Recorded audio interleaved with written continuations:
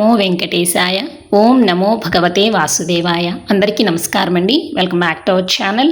ఈరోజు ఈ వీడియోలో 2026 సంవత్సరంలో తొలి ఏకాదశి పండుగ జూలై నెలలో ఎప్పుడు ఏ తేదీన వచ్చింది, ఏకాదశి తిథి ఎప్పటి నుండి ఎప్పటి వరకు ఉంటుంది, ఉపవాసం జాగరణ ఏ సమయంలో చేయాలి, అలాగే పారణ సమయాలు ఏమిటి, తొలి ఏకాదశి పండుగ యొక్క విశిష్టత ఏమిటి, ఈ రోజున తప్పక నివేదించవలసిన నైవేద్యం ఏమిటి, పూజా సమయం ఏమిటి, అలాగే పాటించవలసిన నియమాలు ఏమిటి, ఇలాంటి మరెన్నో విషయాల గురించి ఈ వీడియోలో అయితే వివరంగా తెలుసుకుందాము. వీడియోని మీరు ఎక్కడా కూడా స్కిప్ చేయకుండా మొదటి నుంచి చివరి వరకు అయితే చూడండి. హిందువుల తొలి పండుగ తొలి ఏకాదశి. ఈ పర్వదినంతోనే మనకి పండుగలన్నీ కూడా మొదలవుతాయండి. అంటే వరుసగా వినాయక చవితి, దసరా, దీపావళి, సంక్రాంతి ఇలా అన్ని పండుగలు కూడా ఈ పండుగ తర్వాతే మనకి మొదలవుతాయి. కాబట్టి హైందవ సంస్కృతిలో తొలి ఏకాదశికి అంతటి విశేషమైనటువంటి స్థానం అయితే ఉంది. ఈ పండుగను తొలి ఏకాదశి అని, శయని ఏకాదశి అని, హరివాసరం అని, పేలాల పండుగ అని పేర్లతో అయితే పిలుస్తూ ఉంటారు. అయితే ఈ తొలి ఏకాదశి పండుగ ఆషాఢ మాసంలో వచ్చేటువంటి ఆషాఢ శుద్ధ ఏకాదశి నాడైతే మనము జరుపుకుంటామండి.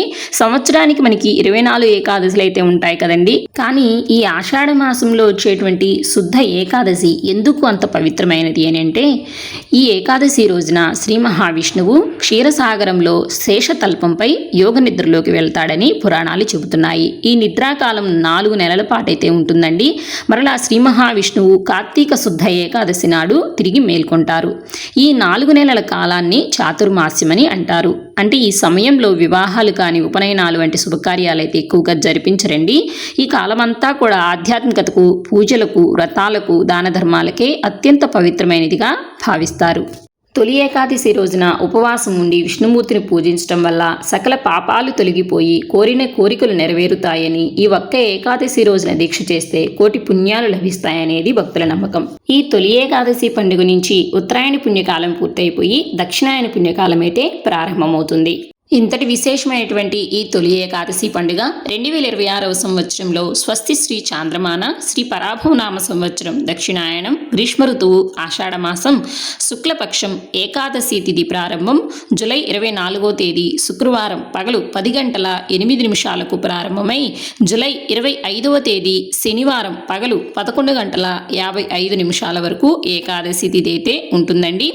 మనకి హిందూ సాంప్రదాయం ప్రకారము సూర్యోదయానికి ఏ తిథి ఉందో ఆ రోజున ఆ తిథిగా మనం పరిగణిస్తాం. కాబట్టి ఏకాదశి తిథి మనకి సూర్యోదయానికి ఉన్నది జూలై 25వ తేదీ శనివారం రోజున కనుకే మనము తొలి ఏకాదశి పండుగను జూలై 25వ తేదీ శనివారం రోజునే జరుపుకోవాలండి. ఈ రోజున చాలా విశేషంగా తొలి ఏకాదశి పండుగ అయితే రావడం జరిగిందండి.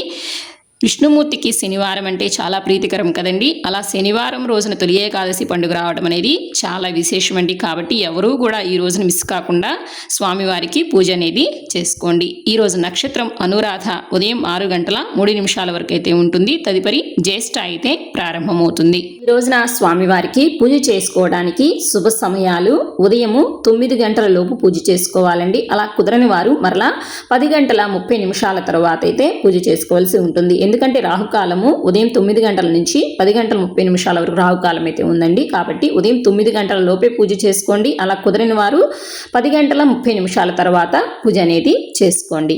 తొలి ఏకాదశి పండుగ రోజున ముఖ్యంగా ఆచరించవలసింది ఉపవాసం, జాగరణ. ఉపవాసం ఎప్పటి నుంచి ఎప్పటి వరకు ఉండాలి, జాగరణ ఏ రోజున చేయాలి, అలాగే ఉపవాసం ఏ సమయానికి విరమించాలో ఇప్పుడైతే తెలుసుకుందామండి. మనం ఎప్పుడైనా సరే ఉపవాసం అనేది ఏ విధంగా చేస్తామండి, పగలంతా కూడా ఉపవాసం ఉండి సాయంత్రము మనకి నక్షత్ర దర్శనం అయిన తర్వాత ఉపవాసాన్ని అనేది విరమిస్తామన్నమాట. కానీ ఏకాదశి వ్రతం చేసేవారు ఉపవాసాన్ని దశమి రోజు రాత్రి నుంచే ప్రారంభించాలండి. అంటే ఈ సంవత్సరం మనము జూలై 24వ తేదీ దశమి వచ్చినప్పుడు, అంటే దశమి ఘడియలు ఉన్నప్పుడు రాత్రి ఉపవాసాన్ని అనేది ప్రారంభించాలంటే ఆ రోజున ఉల్లి వెల్లుల్లి లేకుండా సాత్వికమైనటువంటి ఆహారాన్ని అనేది తీసుకుని ఉపవాసాన్ని అనేది ప్రారంభించి జూలై 25వ తేదీ శనివారం రోజంతా కూడా ఉపవాసం ఉండాలండి. రోజంతా కూడా ఉపవాసం ఉండి జూలై 26వ తేదీ ఆదివారం రోజున ద్వాదశి ఘడియల్లో, అంటే ఉదయాన్నే సూర్యోదయంతో స్వామివారికి పూజ చేసుకుని ఉదయం 8 గంటల లోపే ఉపవాసాన్ని అనేది విరమించవలసి ఉంటుంది.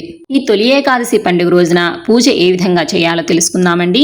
ఈ తొలి ఏకాదశి పండుగ రోజున తెల్లవారుజామున నిద్రలేచి చక్కగా ఇంటినంతా కూడా శుభ్రం చేసుకుని పూజ గదిని కూడా శుభ్రం చేసుకుని తలస్నానం చేసి శుభ్రమైన లేదా పసుపు రంగు వస్త్రాలను ధరించాలండి. ఈ రోజున లక్ష్మీనారాయణుల పటాన్ని కానీ లేదా వెంకటేశ్వర స్వామి వారి పటాన్ని కానీ పెట్టుకొని పూజ అయితే చేసుకోవచ్చు. పటాన్ని శుభ్రంగా శుభ్రం చేసుకొని గంధము కుంకుమ బొట్లతో చక్కగా అలంకరించుకొని, అలాగే ఈ రోజున తొలి ఏకాదశి పండుగ మనకి తొలి పండుగ కాబట్టి ఇంటి గుమ్మానికి చక్కగా మామిడి తోరణాలు అనేది కట్టుకోవాలి.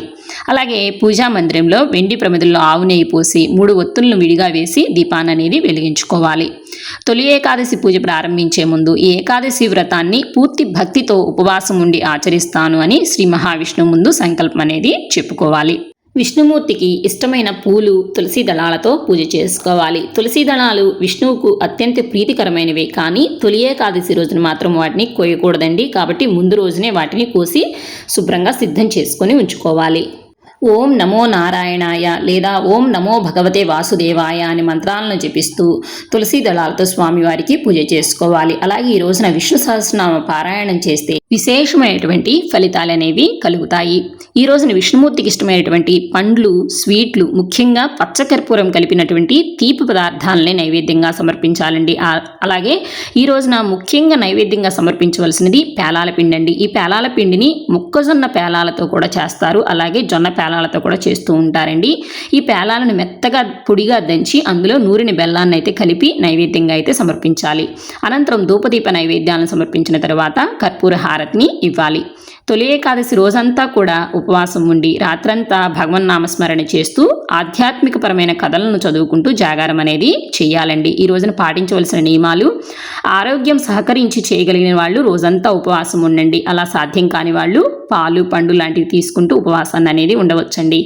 అలాగే గర్భిణీ స్త్రీలు, పిల్లలు, వృద్ధులు మాత్రము వారి వారి శారీరక సామర్థ్యాన్ని బట్టి ఉపవాసం అనేది ఉంటే సరిపోతుంది. అలాగే ఈ రోజున ఉల్లి, వెల్లుల్లి, మాంసాహారం, మద్యపానం లాంటివి సేవించకుండా ఉండాలి.